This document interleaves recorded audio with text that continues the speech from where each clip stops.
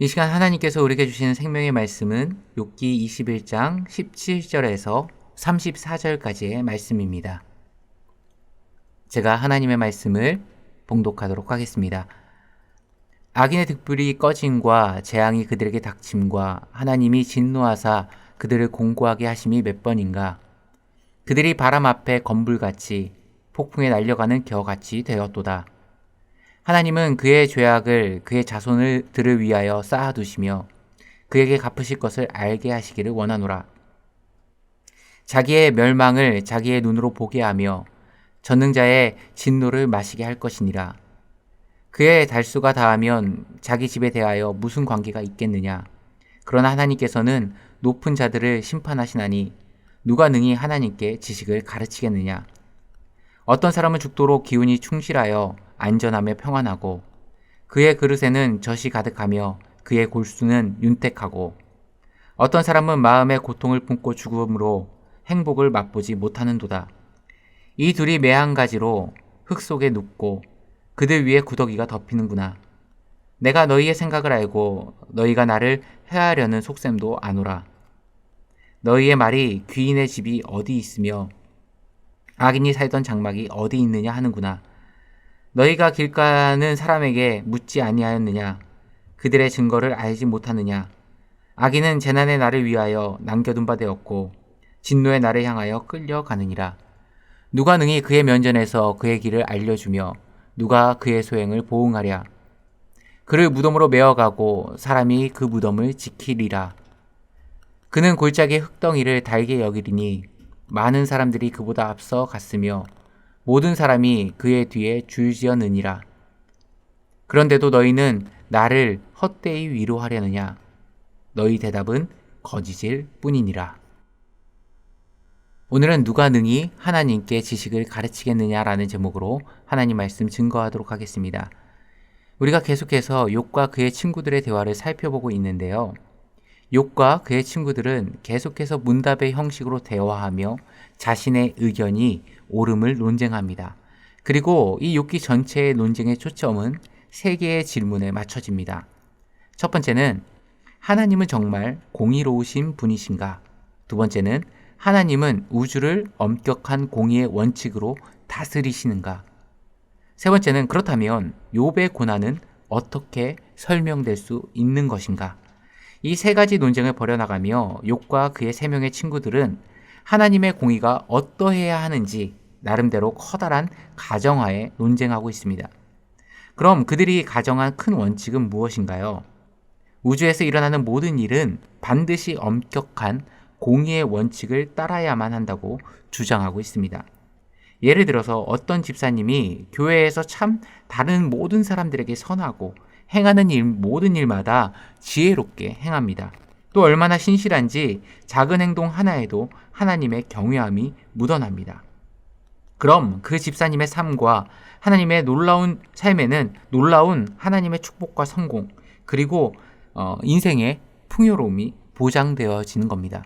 반면에 어떤 집사님은 똑같이 사람들이 평가하고 사람들이 인정합니다. 하지만 남모르는 곳에서 하나님 보시기에 부도덕하고 하나님을 두려움도 없이 다른 사람에게 말로 행동으로 상처를 주고 하나님 보시기에 깨끗하지 못하다고 한다면 하나님이 친히 재앙을 내리시고 징계를 베푸신다는 겁니다.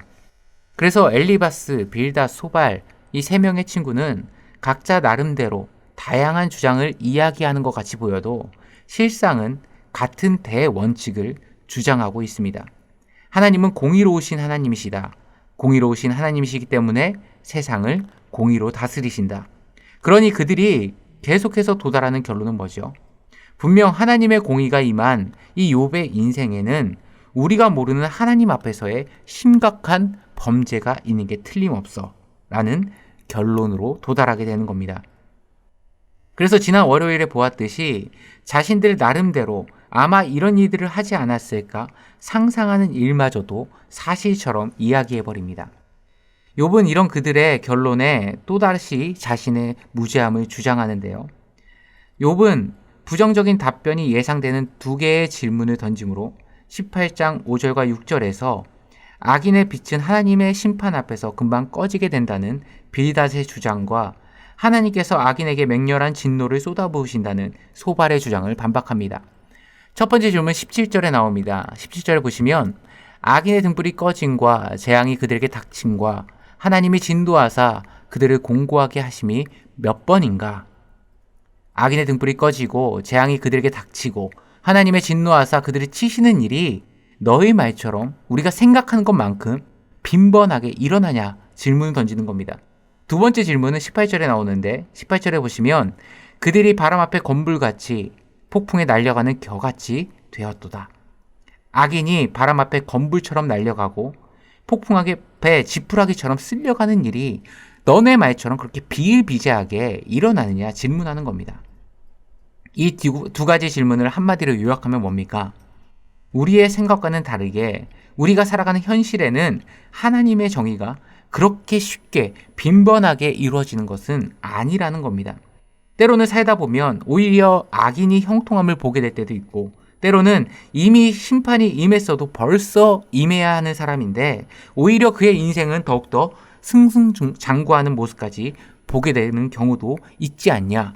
우리의 삶에 대한 반문을 던지는 겁니다.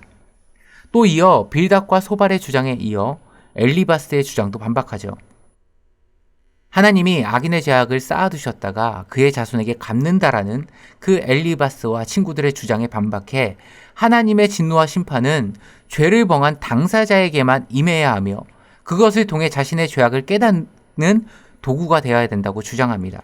또 뭐라고 말합니까? 20절과 21절을 보시면 자기의 멸망을 자기의 눈으로 보게 하며 전능자의 진노를 마시게 할 것이니라.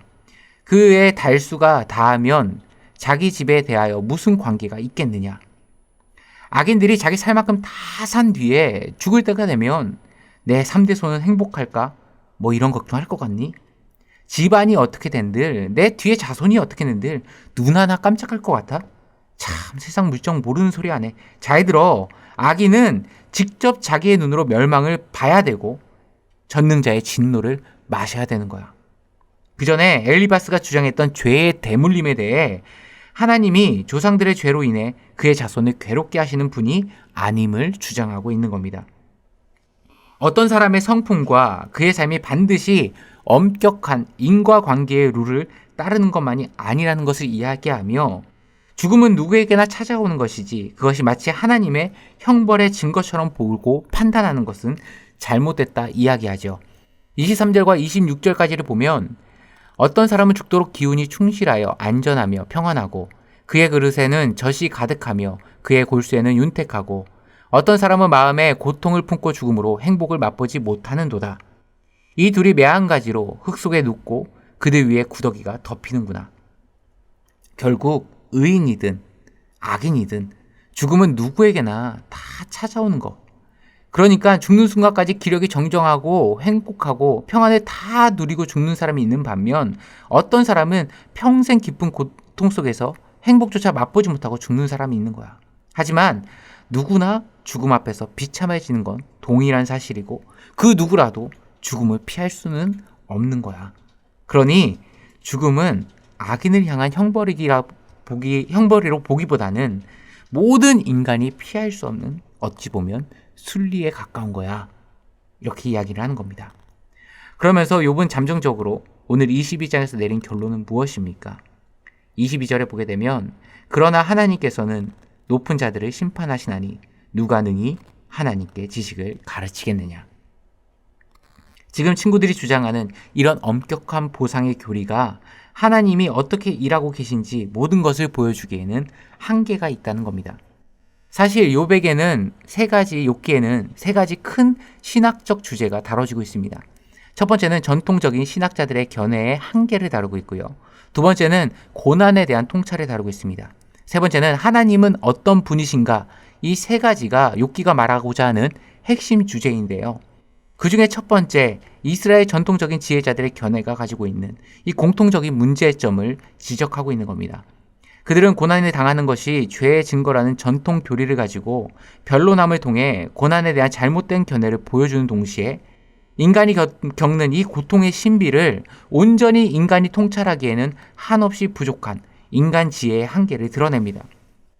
사람 자신들이 만들어 놓은 이 교리적인 틀에 입각해 하나님을 마치 자동적이고 반사적으로 반응하는 분으로 생각하는 왜곡된 지식을 전하는 그들을 고발하며 오늘 22절의 말씀처럼 누가 능히 하나님께 지식을 가르치겠느냐? 하나님 앞에서 한없이 인간의 부족함을 깨닫는 것이 바로 참된 지혜임을 깨달아가는 과정이 바로 욥기입니다. 그리고 참된 지혜가 무엇인지를 오늘 이 시대를 살아가는 우리에게 이야기하고 있습니다. 그렇다면 오늘 우리가 하나님 앞에서 지혜롭게 사는 것은 무엇이겠습니까? 나의 모든 지식과 자랑, 내 인생의 경험과 실력은 아무것도 아닙니다. 하나님의 측량할 수 없는 지혜로 저의 인생의 발걸음을 주장하여 주시옵소서. 한 치 앞도 볼 수 없는, 한 치 앞도 깨달을 수 없는 저의 인생에 주의 말씀이 내 발의 등이요 내 길의 빛이니이다. 오늘 하루 성령이 공급하시는 지혜로 강하게 붙들어 주옵소서. 이런 고백이 우리 가운데 있어야 한다는 것입니다. 오늘 말씀을 정리하도록 하겠습니다. 욥기가 말하고자 하는 참된 지혜는 다른 것이 아닙니다. 하나님의 지식과 통찰은 우리의 모든 지혜와 지각을 뛰어넘습니다. 보소서 나는 비쳐나오니 무엇이라 주께 대답하리이까? 손으로 내 입을 가릴 뿐이로소이다. 하나님 앞에, 하나님의 그 지혜 앞에 자복하고 하나님의 지혜를 인정하는 삶, 그래서 철저하게 하나님의 지혜와 인도하심을 구하는 삶이 참된 지혜라는 것입니다. 오늘 하루 나의 모든 지식과 경험을 내려놓고 철저하게 하나님의 지혜에 이끌림 바 되시는 주님의 신실한 백성들 되시길 간절히 축원합니다. 함께 기도하시겠습니다. 지혜의 근원 되시는 하나님 아버지, 오늘 이 하루를 살아갈 때 내 힘과 능력을 의지하며 자신하며 살아가는 것이 아니라 나의 모든 지식과 자랑, 내 인생의 경험과 실력은 주님 앞에서는 아무것도 아닙니다. 하나님의 측량할 수 없는 지혜로 저의 인생의 발걸음을 주장하여 주시옵소서. 성령으로 붙들어 주시고 주의 지혜로 덧입혀 주옵소서. 고백하며 나아갈 수 있는 우리 모두가 될 수 있도록 주님이 우리를 붙들어 주시고 우리의 마음과 생각을 주장하여 주옵소서. 이 모든 말씀 우리 주 예수 그리스도의 이름으로 기도드리옵나이다. 아멘.